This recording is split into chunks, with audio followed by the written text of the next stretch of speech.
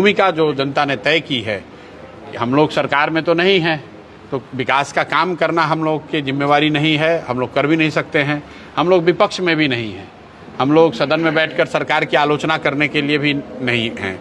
लेकिन जनता ने लोकतंत्र में हम लोग की भूमिका 20 लाख वोट, करीब 17-18 लाख वोट देकर जनता ने हम लोग की भूमिका ये तय की है कि हम लोग समाज में लगे रहें और जहाँ कहीं भी समाज को हम लोगों की ज़रूरत हो, जहाँ कहीं भी समाज को हमारी आवाज़, हम लोगों की आवाज़ की ज़रूरत हो, समाज में लोगों के साथ जाति हो, व्यवस्था के द्वारा कोई अन्याय हो, उसमें जनसुराज के लोग मजबूती से खड़े रहेंगे, उनकी आवाज़ बनकर, उनके साथ कंधा से कंधा लगाकर जो भी संघर्ष हम लोग कर सकते हैं वो आगे करते रहेंगे। ये सर आश्रम से जो है शुरुआत, आप राजनीतिक का जो है पटना में एक आश्रम आपका बना है, वहाँ से आप शुरुआत करने वाले हैं और अभी पता चला है कि उदय सिंह जी जो राष्ट्रीय अध्यक्ष है वो 1 साल के लिए जो है ड्रॉप हो गया राजनीति से। नहीं, क्या है दोनों का कोई तालमेल नहीं है, दोनों अलग विषय है।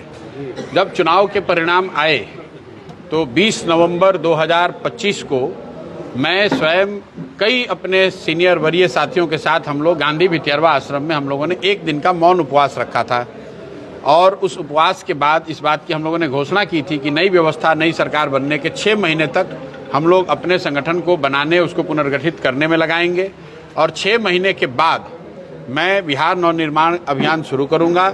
मैंने उसके साथ ये भी घोषणा की थी कि अब जब तक बिहार में बदलाव न हो जाए तब तक मैं किसी घर में, आवासीय परिसर में न रह के आश्रम में, समाज के बीच में रहूंगा।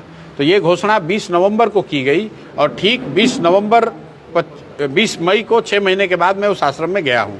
दूसरा जो आपने सवाल किया उदय सिंह जी के बारे में, उदय सिंह जी हम लोग के वरीय साथी हैं, मेरे से व्यक्तिगत तौर पे भाई जैसे हैं, जनसुराज में बने हुए हैं। जनसुराज के आज भी राष्ट्रीय अध्यक्ष उदय सिंह जी हैं। उन्होंने व्यक्तिगत कारणों से 1 साल के लिए ब्रेक लिया है, वो ठीक है, लेकिन वो जनसुराज में है, जनसुराज के राष्ट्रीय अध्यक्ष हैं और उसमें कहीं कोई परिवर्तन नहीं हुआ है। कहा जा रहा है कि बांकीपुर से आप खुद चुनाव के मैदान में उतरने वाले हैं। बांकीपुर से जनसुराज चुनाव लड़ेगा, इस बात को लेकर करीब करीब पार्टी में सहमति बन गई है। यहाँ पर भी लोगों से पूछा गया और कई मायनों में हम लोग ऐसा देखते हैं कि जो सरकार बनी है 6 महीने या 7 या 8 महीने के बाद होने वाले बांकीपुर के उपचुनाव को एक तरीके से सरकार के पहले साल के काम पर रेफरेंडम के तरह भी आप देख सकते हैं। तो जनसुराज ऐसा समझता है कि बांकीपुर में अगर कोई दल भाजपा को हरा सकता है तो वो जनसुराज ही है, क्योंकि राजद और कांग्रेस पिछले 40-45 वर्षों से वो सीट जीतने की बात तो छोड़ दीजिए, आधा मत भी लेकर नहीं आते हैं, बड़े मतों से हारते हैं। इस बार बांकीपुर की जनता का ये ऐसा विश्वास है, उनका ऐसा आह्वान है कि जनसुराज एक मजबूत साथी को उतारे ताकि भाजपा से वहां लोगों को मुक्ति दिलाई जा सके। अब कैंडिडेट कौन रहेगा ये तो पार्टी तय करेगी। आप क्यों नहीं लड़ना चाहते हैं सर? आप विधानसभा चुनाव के दौरान पार्टी को ये तो विश्वास था लोगों का, जो आप खुद एक जिम्मेदार व्यक्ति हैं और जिम्मेदारी उठाने का काम करेंगे, लेकिन आपने मना कर दिया, तो ये ऐसा है परिणाम हुआ। ऐसा है, जिम्मेवारी उठाने के कई तरीके हैं। हर व्यक्ति जिम्मेवारी जो उठा रहा है वो चुनाव ही लड़े वो जरूरी नहीं है। 243 लोग चुनाव लड़े, लेकिन जनसुराज सिर्फ उन 243 लोगों के परिश्रम प्रयास से नहीं चलता है, तो हजारों लोगों के खून पसीना, उनके परिश्रम, उनके प्रयास से जनसुराज बना और खड़ा हुआ है।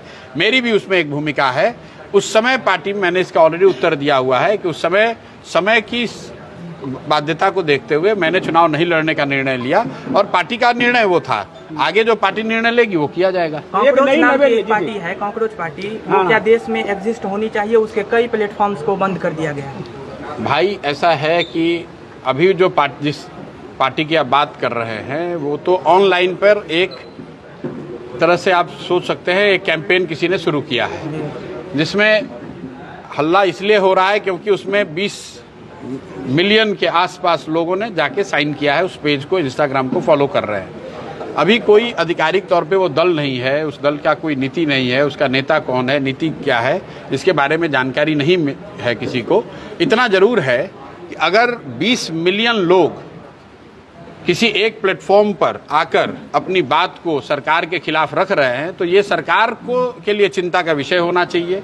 ये दिखाता है कि समाज में कितनी बड़ी संख्या में लोग अभी की व्यवस्था से नाखुश हैं, आज की व्यवस्था में जो बेरोजगारी है, जो भ्रष्टाचार है, जो बच्चों को परेशानी है, युवाओं को जो परेशानी हो रही है, चाहे वो महंगाई हो, भ्रष्टाचार हो, सिलेंडर की परेशानी है, तेल का दाम बढ़ा हुआ है, खाद नहीं मिलने वाला है, लोग उससे घबराए हुए हैं। तो व्यवस्था के प्रति जो लोगों की आस्था थी, तो वो आस्था में परिवर्तन दिख रहा है। उस आस्था में जो एंग्जाइटी आई है, उसका परिणाम है कि कोई एक व्यक्ति जिसने शुरू किया या कुछ लोगों ने इस प्लेटफॉर्म को शुरू किया जिसमें 2 करोड़ लोगों ने साइन किया है डिजिटली। ये 29 में फर्क पड़ेगा, ये जिस तरह से ये मूवमेंट चल रहा है। अब ये तो भाई जो लोग चला रहे हैं भाई, लोकसभा चुनाव में व्यवस्था के खिलाफ जो असंतोष है वो तो धरातल पर है ही। वो आपको ऑनलाइन के एक प्लेटफॉर्म पर भी दिख रहा है। ऐसा नहीं है कि असंतोष नहीं है और उस ऑनलाइन प्लेटफॉर्म से असंतोष क्रिएट हो रहा है। असंतोष व्यवस्था में के खिलाफ लोगों में है, बेरोजगारी है, भ्रष्टाचार है। उसको प्रदर्शित करने का एक तरीका, एक प्लेटफॉर्म लोगों को मिला तो लोगों ने जाकर उसको साइन कर दिया। टीआरई को लेकर जो लाठीचार्ज हुआ है, लाठीचार्ज में बिहार में होने वाले लाठीचार्ज पर सबसे ज्यादा अगर किसी ने आवाज उठाई है तो जनसुराज ने उठाई है। मैंने 14 दिन का अनशन भी किया था। ये भी बताया था कि पिछले 4-5 वर्षों में सबसे ज्यादा लाठी अगर कहीं सरकार ने चलाया है लोगों पर, अपने लोगों पर, तो वो बिहार है। 80 से ज्यादा ऐसी घटना हुई है जिसमें समाज के किसी न किसी वर्ग के प्रदर्शन पर सरकार ने लाठीचार्ज किया है। लोगों ने कहा कि इसके खिलाफ बदलाव होना चाहिए, लेकिन बदलाव तो हुआ नहीं। लोगों ने उसी व्यवस्था को वोट दिया जो लाठी चलाता था, तो इसीलिए लाठी अभी भी चल रही है। आप मुझे बताइए कि कौन ऐसा वर्ग है समाज में जिस पर लाठी नहीं चली है? एमपी लोगों पर लाठी चली है, राजनीतिक कार्यकर्ताओं पर लाठी चली है, आंगनवाड़ी सेविकाओं पर लाठी चला है, पंचायती राज से जुड़े हुए लोगों पर लाठी चला है, बच्चों पर लाठी चली है, शिक्षकों पर लाठी चली है। और यही चीज आगे हो रहा है क्योंकि लोगों ने बदलाव के लिए वोट नहीं दिया। जिन लोगों ने लाठी मारी थी, जिस व्यवस्था ने लाठी चलाया था, उसी व्यवस्था को बहाल करने के लिए फिर से वोट दे दिया, इसीलिए लाठी चली है। लेकिन टीआरई 4 के छात्रों के साथ जनसुराज की मेरी पूरी संवेदना है, उनके साथ हम लोग खड़े हैं। जो कुछ भी बन पड़ेगा उनकी मदद के लिए वो करेंगे। 1 करोड़ नौकरी का दावा करने वाले लोग कहाँ गए? 1 लाख टीआरई, और 1 लाख पर भी नहीं है, 1 लाख पर भी नहीं है। इन्होंने कहा था 1 करोड़ नौकरी देंगे, 6 महीने हो गए, इसका मतलब 10 लाख लोगों को नौकरी मिल जानी चाहिए थी। तो फिर टीआरई राजनीति से ये पूरा मिला हुआ जो मेरे भाई शिक्षा मंत्री के बारे में तो आप देख ही रहे हैं कि झाड़ फूक करा रहे हैं, उनका फोटो वायरल हुआ है। ऐसे लोग शिक्षा मंत्री हैं जिनको शिक्षा का कोई ज्ञान नहीं है। उन्होंने एक बयान दिए कि शिक्षा क्यों जरूरी है, एजुकेशन नहीं चाहिए। किसने कहा? शिक्षा मंत्री ने। ठीक है, जब पूरा बिहार अनपढ़ रहेगा तभी तो वैसा उनके जैसा आदमी शिक्षा मंत्री बनेगा। अगर बिहार में लोग शिक्षित हो गए तो उन जैसा व्यक्ति बिहार का शिक्षा मंत्री कैसे होगा?